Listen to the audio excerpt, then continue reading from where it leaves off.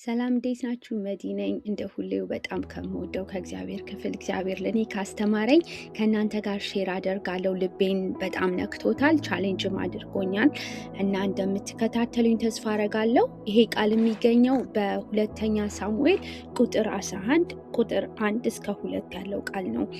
ምን ይላል መሰላችሁ?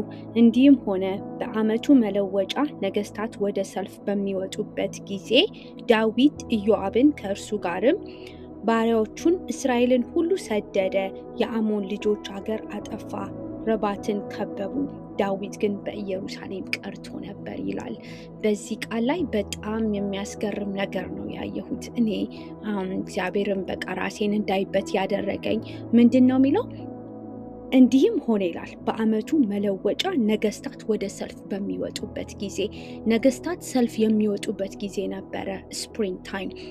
ዳዊት ግን ምን አደረገ? በኢየሩሳሌም ቀረ እና አንዳንድ ጊዜ በህይወት በጣም ሲመቸን ይሄ ዳዊት የነበረበት ሲዝን ምንድን ነው?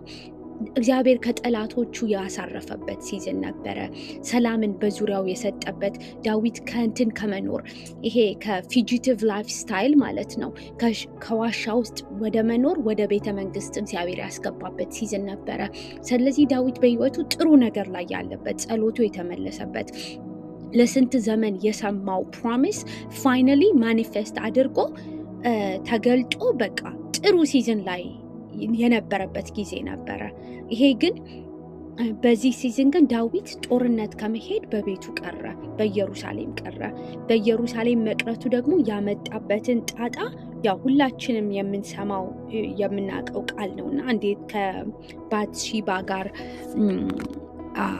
በነበረው ሴክሹዋል ሲን ብዙ ነገርን ብዙ ችግርን በራሱ ላይ ብቻ ሳይሆን በቤተሰቡ ላይ እንዳመጣ እናያለን። እና እግዚአብሔር ይርዳን አይደለ?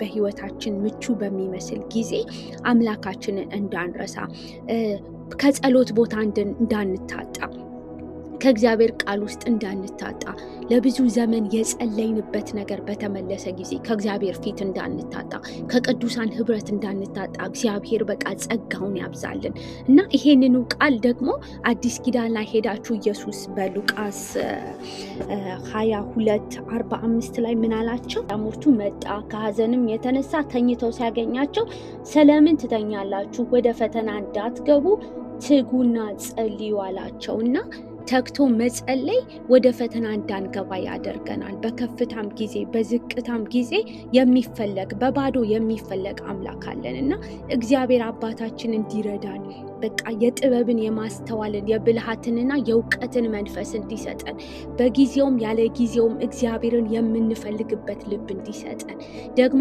ጠላት ይሄንን ሰዓት ተጠቅሞ ሀሳቡን ፍቃዱን እንዳይፈጽምብን ኃጢአት በእኛ ላይ እንዳይነግስብን የእግዚአብሔር መንፈስ እንዲረዳን እጸልያለሁ። እግዚአብሔር አባት ሆይ በጌታ በኢየሱስም እናመሰግንሃለን። አንተ መልካም አምላክ ነህ። እግዚአብሔር አባት ሆይ በህይወታችን ስላደረግከው፣ ስለሰጠህን ረፍት፣ ስለሰጠህን ህይወት፣ ስለሰጠህን የጸሎት መልስ እናመሰግንሃለን።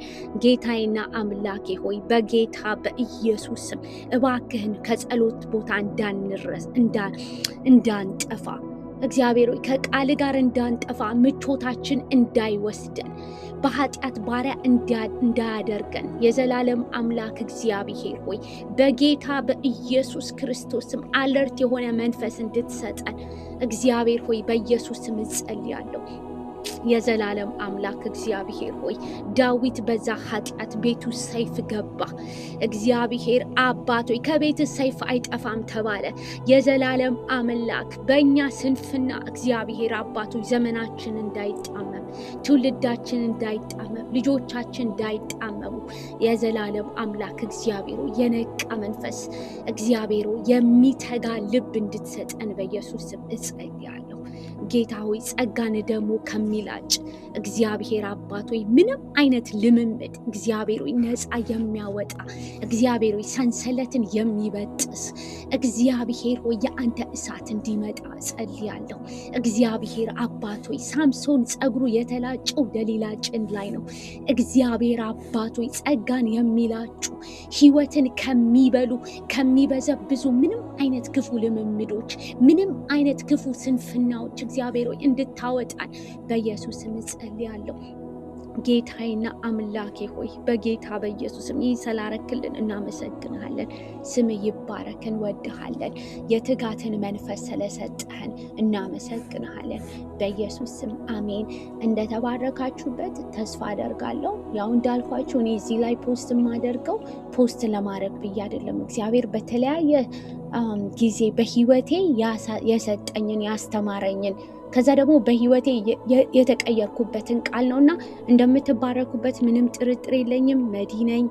መልካም ቀን ይሁንላችሁ። እግዚአብሔር ይባርካችሁ።